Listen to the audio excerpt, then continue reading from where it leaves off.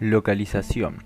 Según Stuart Fiedel, el imperio se extendió por Bolivia, Ecuador, norte argentino y el norte chileno hasta el río Maule, donde encontraron resistencia por parte de las tribus araucanas, impidiéndoles continuar la expansión. Huayna Cápac continuó con la expansión del imperio, que en su mayor esplendor ocupó el Alto Amazonas y Ecuador, donde construyó una segunda capital en Quito. En 1525, el imperio se extendería desde el norte de Ecuador hasta el centro-sur de Chile, abarcando 4.000 kilómetros. El imperio fue llamado Tahuantinsuyo, la tierra de las 4 regiones. Cada región constituía una gran provincia: Antisuyo, Collasuyo, Chinchaysuyo y Continsuyo. Origen. Su origen enmarca gran misticismo, acompañado de relatos mitológicos. ¿Cómo se inicia un mito? Mito de origen. Los mitos son relatos fundadores que los miembros de una sociedad se transmiten de generación en generación desde los tiempos más antiguos. El origen mítico del imperio inca, el más popular y renombrado, trata sobre que el dios Inti envió a 2 de sus hijos, llamados Manco Cápac y Mama Ocllo. Los mismos emergieron del lago Titicaca como parte de una misión impuesta por su padre. La misma consistía en que debían civilizar a los habitantes de Cusco y formar un gran imperio con su nombre. Para la elección de dicho lugar, el dios Inti le encargó a Manco Cápac una vara de oro y le encomendó que viajara al norte del lago Titicaca. Mientras se desplazaba, él mismo debía hundir la vara en la tierra, y si la misma se hundía con facilidad, sería el lugar idóneo para la fundación del imperio. Después de un arduo trayecto, llega a una zona montañosa, en la cual Manco Cápac hundiría la vara, formando la capital del imperio. Cronología. Su fundación data de 1410, con la unión de aldeas de la mano de Inca Zapa Viracocha. Sin embargo, en 1438, según Fiedel, es donde Pachacútec vencería al estado rival denominado Chanca, lo que reforzaría su dominio en Cusco. El imperio caería en 1536 en dominio de los españoles, comandados por Francisco Pizarro. Sociedad. Para hablar de la sociedad, comenzaré citando a Metraux. El poderío de los incas descansaba sobre el trabajo y la unión de los pueblos que, aunque diferentes por la lengua y el tipo de vida, participaban de una clase de civilización sensiblemente uniforme. El imperio era un mosaico de naciones y de tribus entre las que se encontraban algunos reinos, tales como el de los chimúes, confederaciones de tribus y grupos aislados y primitivos. Los mismos vivían en ayllus, que son grupos de familias indígenas que constituyen una comunidad quechua o aymara. La población más certera que se estima rondaría los 6 millones de habitantes. Sin embargo, se cree que podrían haber sido el doble. El gobierno, según Stuart Fiedel, era comandado por un emperador o Inca Zapa, descendiente de Inti, dios del sol. Estaba casado con su hermana, tenía concubinas que las mismas eran elegidas por los denominados apupanacas. Religión. Se buscaba respetar las religiones de los pueblos, pero era necesario que veneraran a los dioses naturales inca: el creador, Viracocha; el sol, Inti, ancestro del linaje real; el rayo, Ileapa; y la madre tierra, Pachamama. El dios principal o los objetos sagrados de las provincias conquistadas iban a Cusco para ser resguardadas y veneradas. Existían periódicamente sacrificios de niños que rondaban los 10 años, que eran llevados desde las provincias a Cusco. Economía.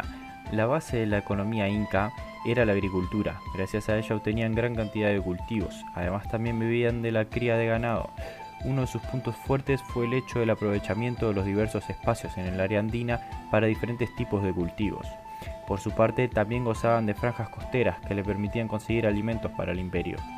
Crónicas. ¿Qué son? Según la Real Academia Española de la Lengua, una crónica es una narración histórica en que se sigue el orden consecutivo de los acontecimientos. ¿Cómo se clasifican? 1. Crónicas del Descubrimiento, 1524 a 1532. Son funcionarios, soldados, navegantes. Escribir cartas o relaciones sobre el proceso de descubrimiento del Tahuantinsuyo, específicamente en el primer y segundo viaje organizados por Francisco Pizarro. 2. Crónicas de la Conquista, 1532 a 1537. Pertenecen al grupo de soldados que acompañó a Francisco Pizarro en su tercer viaje. A dicho grupo se le denominó como Crónica Soldadesca. 3. Crónicas de las Guerras Civiles, de 1538 a 1554. Soldados y testigos de la guerra de la corona y los conquistadores rebeldes al mando de Gonzalo Pizarro. 4.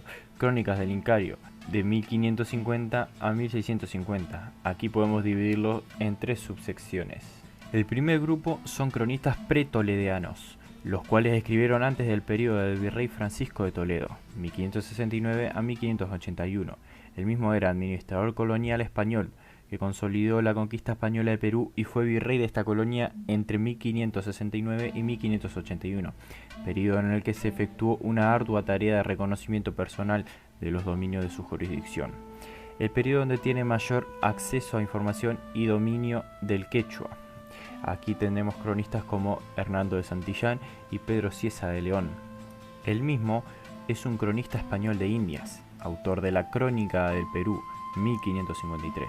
Pedro Cieza de León pertenece a aquel género de hombres que fueron a América como soldados y a los que el Nuevo Mundo convirtió en historiadores o geógrafos. La importancia de Cieza como cronista consiste en que no se limitó a realizar una mera crítica de los acontecimientos que veía o vivía, sino que tuvo conciencia de historiador, es decir, de narrar una gesta más o menos épica, con un estilo discursivo y con la intención de contar verdades. El segundo grupo son los cronistas toledanos, los cuales justificaban la conquista mediante el argumento de la tiranía que vivían los incas. Aquí encontramos a Cristóbal de Molina, José de Acosta, Pedro Sarmiento de Gamboa.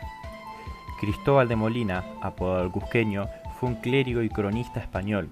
Durante mucho tiempo se creyó que era mestizo, pero en realidad fue un español natural de Andalucía, aunque por haber residido durante muchos años en el Cusco, se compenetra tanto con la cultura andina que bien puede ser considerado como un mestizo cultural. Fue autor de Relación de las fábulas y ritos de los incas. El tercer y último grupo serían los post-toledanos. Aquí se encuentran cronistas mestizos e indígenas que escriben para cambiar la imagen del imperio incaico que habían promulgado los anteriores cronistas. Aquí encontramos a Blas Varela, Inca Garcilaso de la Vega y Guamán Poma de Ayala.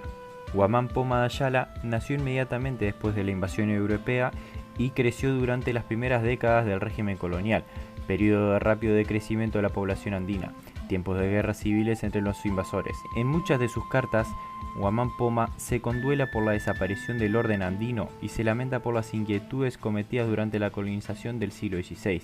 Sin embargo, su obra también es un documento constructivo. La mayor parte está dedicada a la presentación de planes para un buen gobierno, según John Murra. A continuación hablaremos de las crónicas comparadas con restos arqueológicos encontrados. Crónicas de sacrificios humanos. Pedro Cieza de León, cronista pre-toledano, relata: y cuando hacían los sacrificios delante de la multitud del pueblo, iban los rostros hacia las puertas del templo, y las espadas a la figura del ídolo, llevando los ojos bajos y llenos de gran temblor. Las fuentes arqueológicas nos dicen que Pachacamac parecía gozar de una reputación tan temible como extendida, temible y sanguinaria, porque, al parecer, se hicieron en su honor numerosos sacrificios de animales y de sangre humana de personas que mataban. Inspirándose directamente en Cieza de León, confirma la existencia de sacrificios y precisa que tales prácticas solamente se producían en casos graves y excepcionales, como cuando se sospechaba de alguna provincia que quería rebelarse o que se preparaba una traición contra el Inca, y que eso no se podía verificar por testigos, torturas o de otra manera. Según Guamán Poma de Ayala, cronista post-toledano, indica que los sacrificios de niños en honor a Pachacamac se llevaban a cabo regularmente siguiendo el calendario ritual inca, un hecho confirmado por un nativo de la zona, el informador de Ávila. Él mismo menciona que todos los años le ofrecían un pacacucha, sacrificándole gente de todas las provincias del Tahuantinsuyo, mujeres y hombres. Cuando llegaban a Pachacamac, enterraban vivas a las víctimas de ese capacucha, diciendo: «Heros aquí, te los ofrezco, padre».